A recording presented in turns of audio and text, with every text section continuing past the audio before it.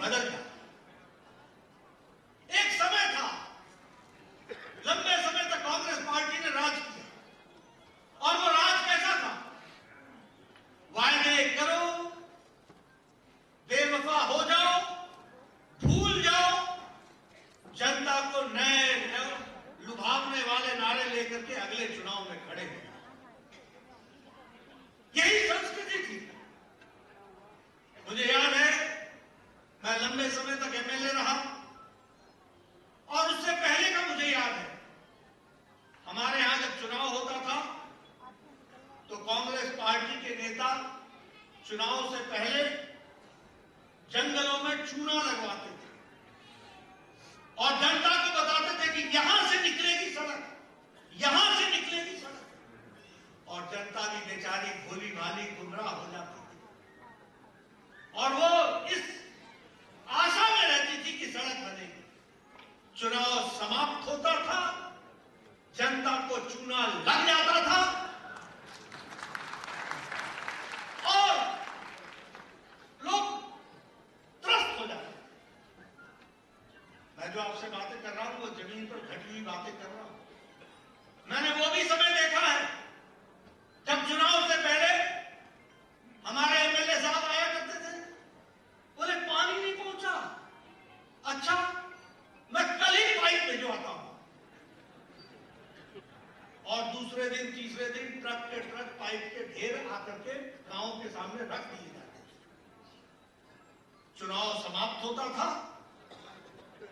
अगले सप्ताह किसी दिन रात को आकर के पाइपों को ट्रक उठाकर ले जाते। ये थी संस्कृति। मोदी जी ने संस्कृति को बदला और रिपोर्ट कार्ड की राजनीति शुरू की। जो कहा है वो करेंगे, जो करेंगे उसको आगे बताएंगे। और अब तो ऐसी संस्कृति आ गई, अब तो ये संस्कृति आ गई, जो कहा था वो किया है, जो नहीं कहा था वो भी करके दिया है, इस तरीके की बात है। और इसलिए सेवा, सुशासन, गरीब कल्याण, ये भारतीय जनता पार्टी के कार्यकर्ताओं के साथ जुड़ा हुआ। मैं यहां कहना चाहता हूं, जब हम ये बात कहते हैं कि हमने जो कहा वो किया और अपने वायदों को भूले नहीं, जनता भूल गए तो उसको भी भूलने नहीं दिया। अगर हमने 52 में कहा कि जम्मू कश्मीर भारत का अभिन्न अंग है, 370 हटेगा, तो हम एक के बाद एक चुनाव लड़ते गए, और जिस दिन संख्या हमारी हो गई उस दिन धारा 370 को मोदी जी की इच्छा शक्ति ने और अमित शाह की रणनीति ने धाराशाही कर दिया। ये हमने कहा।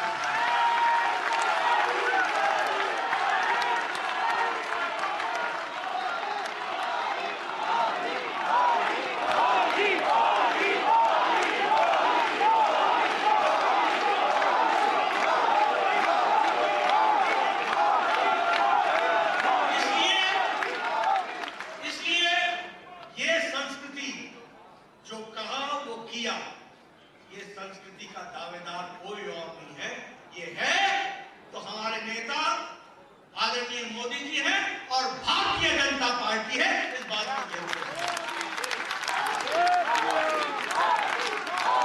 आप याद कीजिए, आप याद कीजिए, अटल जी ने बच्चों के लिए शिक्षा मुफ्त हो और सबको शिक्षा मिले, ये 2001 में करके दिया।